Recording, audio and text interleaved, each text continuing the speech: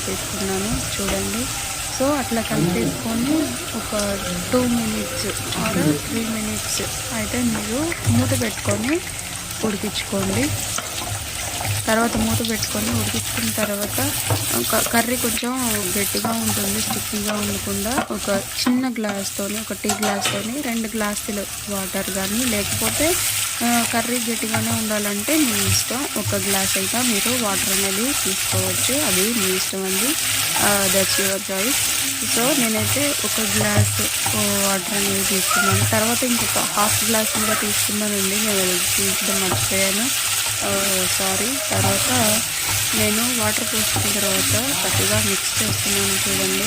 అట్లా మిక్స్ చేసి మనం ఇంకా కళాయి మీద మూత పెట్టుకొని ఒక 5 to 6 మినిట్స్ ఆర్ 4 మినిట్స్ అనేవి మీరు కుక్ అయిన తర్వాత మళ్ళీ మూత అనేది తీసుకొని మళ్ళీ ఒకసారి అట్లా మిక్స్ చేసుకొని, ఎందుకంటే అడుగంటకుండా ఉంటుంది. సో అందుకని నేను ఇప్పుడు కర్రీలోకి కారం అవన్నీ వేసుకుంటున్నాను. కారం, ఉప్పు, పసుపు అవన్నీ కూడా చూడండి.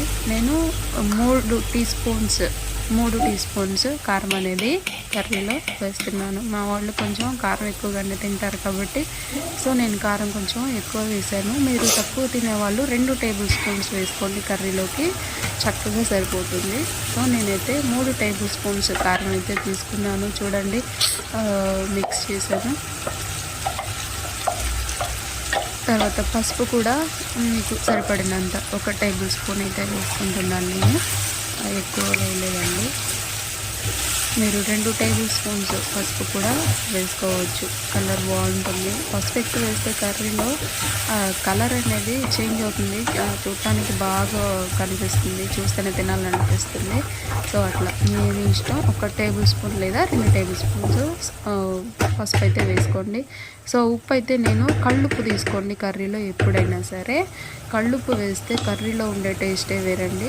సో సాల్ట్ అయితే అసలు వేయకండి, కళ్ళుప్పు నేను 2 టేబుల్ స్పూన్స్ మాకు సరిపడినంత ఉప్పు అయితే నేను వేసుకున్నాను కర్రీలో. మీరు కూడా మీకు సరిపడినంత వేసుకోండి, 2 టేబుల్ స్పూన్స్ లేదంటే 3 సరిపోతుంది ఎగ్జాక్ట్గా ఎవరికైనా సరే. సో మన కర్రీ చూడండి దగ్గర పడింది, చాలా క్విక్గా అయిపోతుందండి ఈ కర్రీ. అంత ఎక్కువ టైం కూడా పట్టదు, మీకు బాక్స్లోకైనా, లంచ్ బాక్స్లోకైనా, పిల్లలకి పంపించడానికైనా త్వరగా రెడీ అయిపోతుంది. సో చూడండి, ఆల్మోస్ట్ మన కర్రీ అనేది కుక్ అయిపోయింది, ఆయిల్ అనేది పైకి వస్తుంది చూడండి.